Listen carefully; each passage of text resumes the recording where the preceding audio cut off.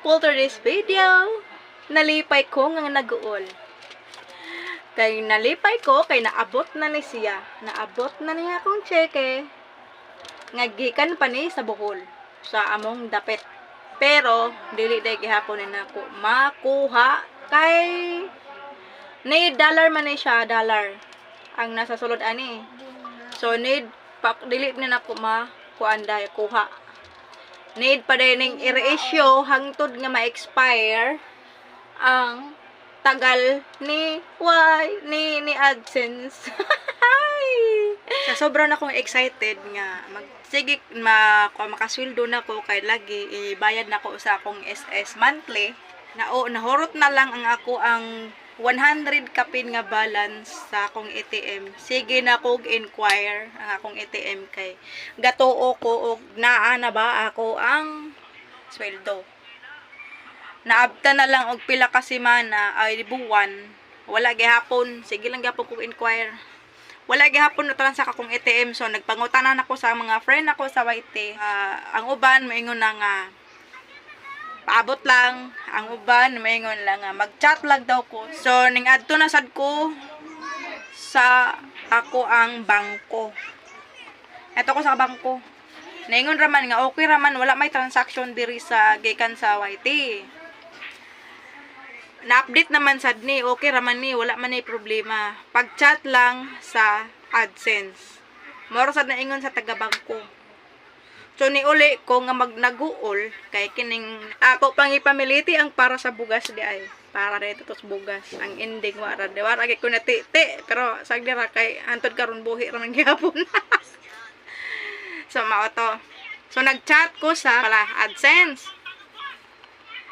So nag-chat ko na hime pag pilimiro na kong chat. Wala ra pag pilimiron chat, ako rang gitagalog. So, dili man day siya kasabot og Tagalog. Sinangamuti na sad kog in English. Bahalag pinangamutig in English. Ditudluan pa ko ni Madam Janet nga yun naon pag English. Kasabot mo kog English. Dili lang jud ko confidence ang kog galingon nga mag-English. Charat. Manang di ra gapon ko malibak sa mga kabalong mag-English. Mato. Ningingon man siya ang sa AdSense nga. Ever wala pa daw maabot ang akong sweldo or check, pwede ko daw i-reissue after 60 days. So, kining utok ko nga libog na. So, nisamot kalibog. Libog ba? Naguguluhan. Hindi libog na ano. Huwag kayong mag-isip dyan ha. Yung iba. Basta kay, naglibog ko. Ay, naguguluhan pala. Pati kayo, naguguluhan sa akin, no? Bahala na kayo. Basta kayo na umintindi. Yun na yun. Sabi ko, ano ba to? Bakit, check? Akala ko kasi, yung check na sinasabi ni AdSense, i-check ko yung ATM ko. Or, i-check ko yung information ko. Hindi pala, checky pala yun, loko. Nagtanong ako kay Noob, pinasa ko yung conversation namin ni, yung reply ni AdSense sa akin. Sabi niya, Manang, kanang check kay mana.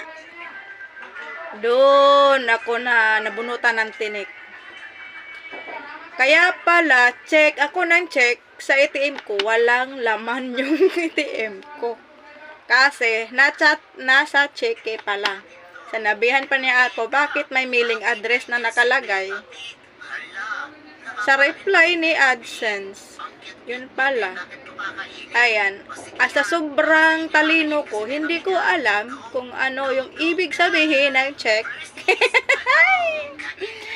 Kaya, ngayon, hindi na ako maignorante masyado sa mga cheque kasi nandito na sa akin at alam ko na kung ano yung check or cheque ay iisa lang pala. Yun. Maraming salamat nga pala sa nagdala nito, yung kapatid ko. At kay Noob na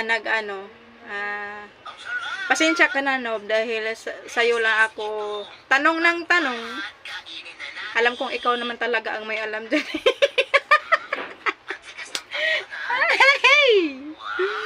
Kapag malilito ako, Ano bang lito? Malito? Oo. Basta yun na yun. Salamat nga pala sa mga nag-advise sa akin. Maraming salamat.